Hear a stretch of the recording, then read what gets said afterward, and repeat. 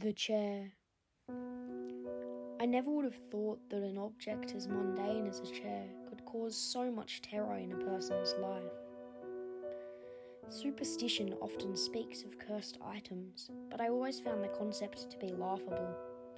However, the events that transpired the week of October 2nd, 2016 are something that will sit in the pit of my stomach until the day I die. My fiancé and I had just signed the lease on our first home, a modest one-bedroom apartment in an old building. There was nothing particularly amazing about the place, but it was ours, and that alone was enough to fill us with excitement. With my management position at the local diner and Alice part-time waitressing in between college classes, going out and buying brand new furniture was not an option. Luckily, Alice loved thrift shopping and typically knew where to get the best deals. She led me by the hand through the aisles of clothes at the Good Finds thrift store near our new place. Against the far back wall sat a myriad of mismatched furniture, worn wooden tables, couches with ripped cushions, dresses with half the drawers missing. I scrunched up my face at the smell of the dust and thought of picking up someone's used dirty furniture. Still, we were going to need more than just the futon we currently had. "Seth!" I heard Alice yell from the other side of the furniture section. I headed toward the sound of her voice and found her standing in front of a large armchair.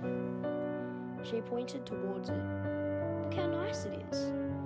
It was made of a deep blood red leather, with delicate accents of black running along the edges. The back cushion was studded with a crisscross pattern of polished gold buttons. The buttons curved down the front of each arm as well. It sat upon 4 square legs made of a dark cherry wood. It was beautiful, but had a sense of darkness to it.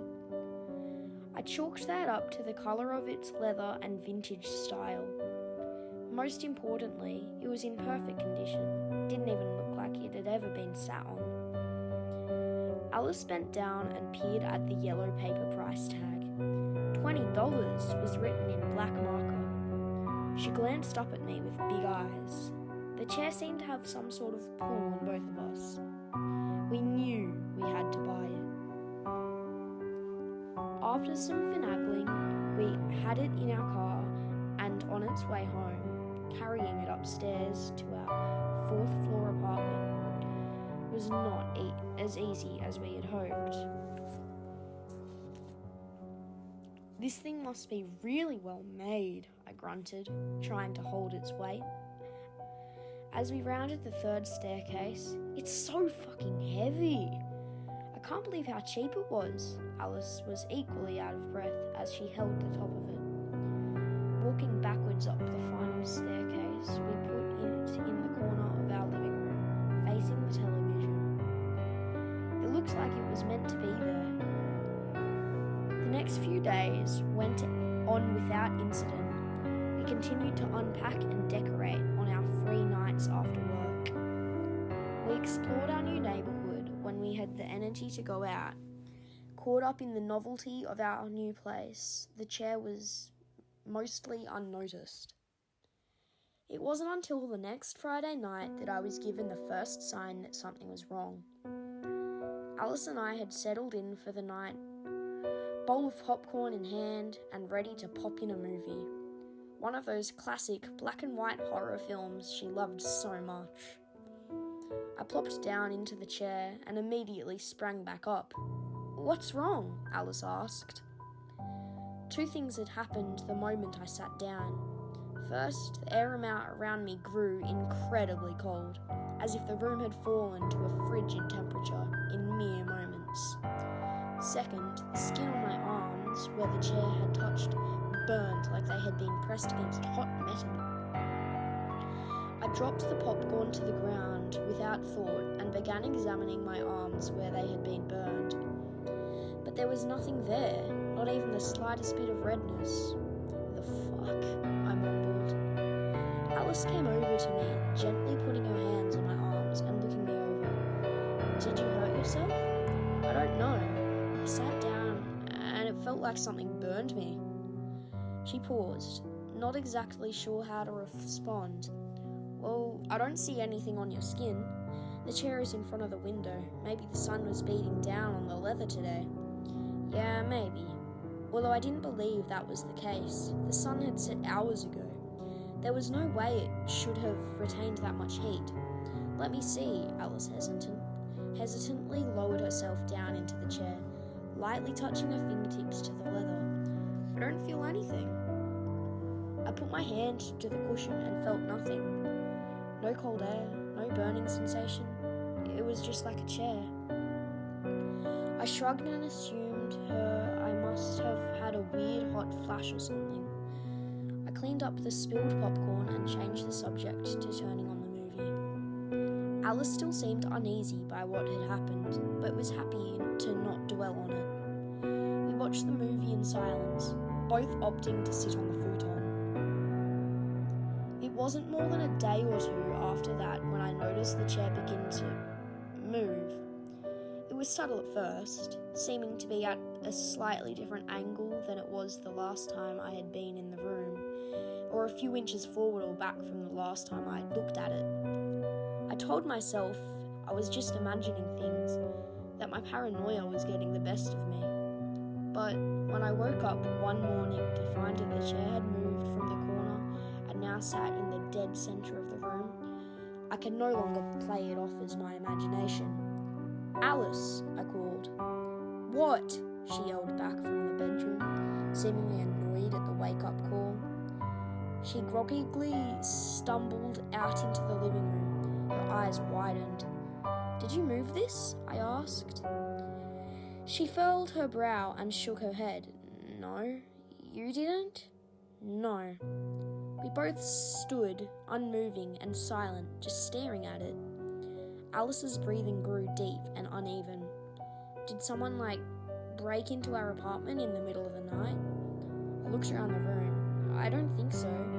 Literally nothing else seems touched. If someone had come in, they'd have robbed us. Nobody's going to break into an apartment and just move a piece of furniture. I searched the apartment top to bottom, ensuring there were no unwanted visitors lurking anywhere. There was not a single sign that anyone had been there.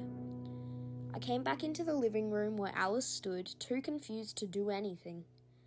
My eyes shifted from her to the chair, still sitting feet away from where it had been the night before. I had never considered myself a superstitious person. However, I had seen enough horror movies.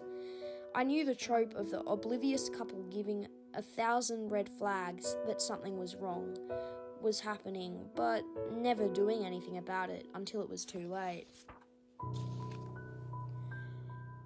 "Yeah, we're getting rid of this thing," Alice nodded without a word.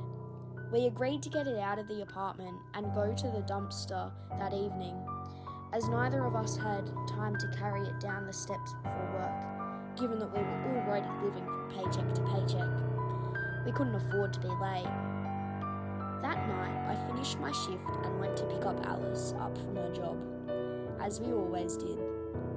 We never say much on the drive home. I think we were both eager to just get there and get rid of the chair. As we climbed the stairs to our apartment, I groaned, thinking of having to carry that heavy thing all the way back out. Once we reached our door and I slid my key into the lock, we had heard it. A high-pitched, blood-curdling scream coming from inside our home. It sounded like a child.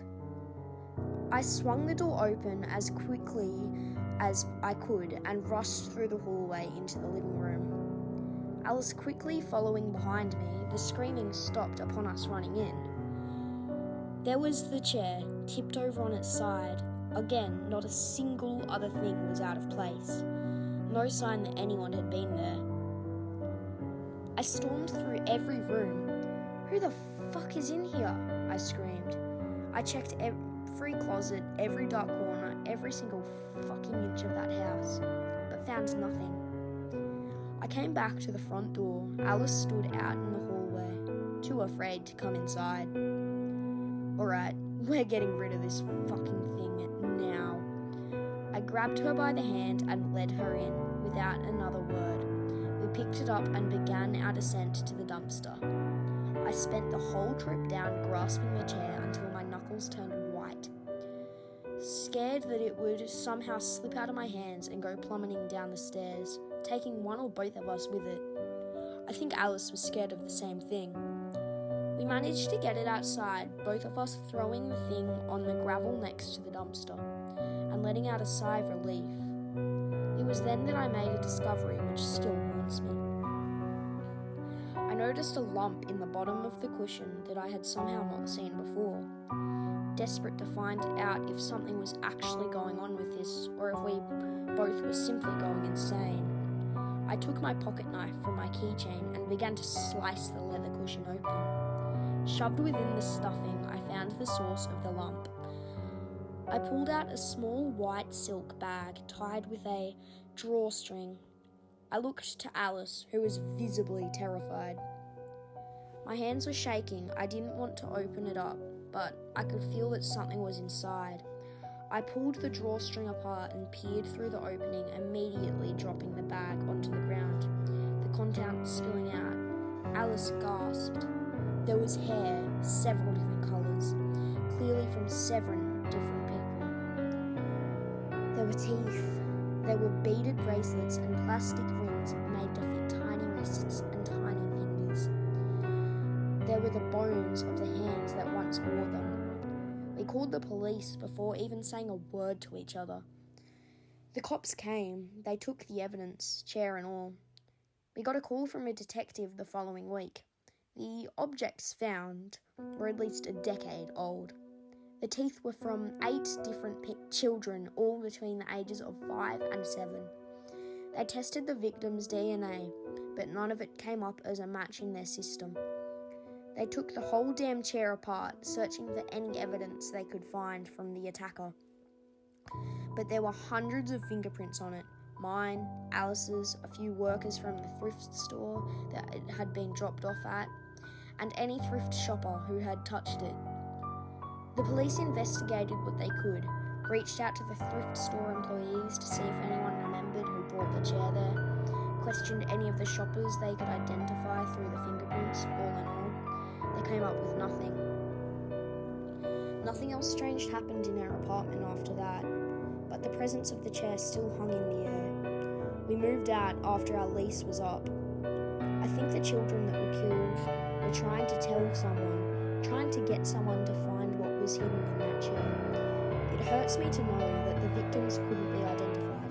No closure, no weeping to parents, no honouring the dead with a picture or name. But the thing that eats away at me most is that the murderer could still be alive, still taking children from their homes. He might never be caught.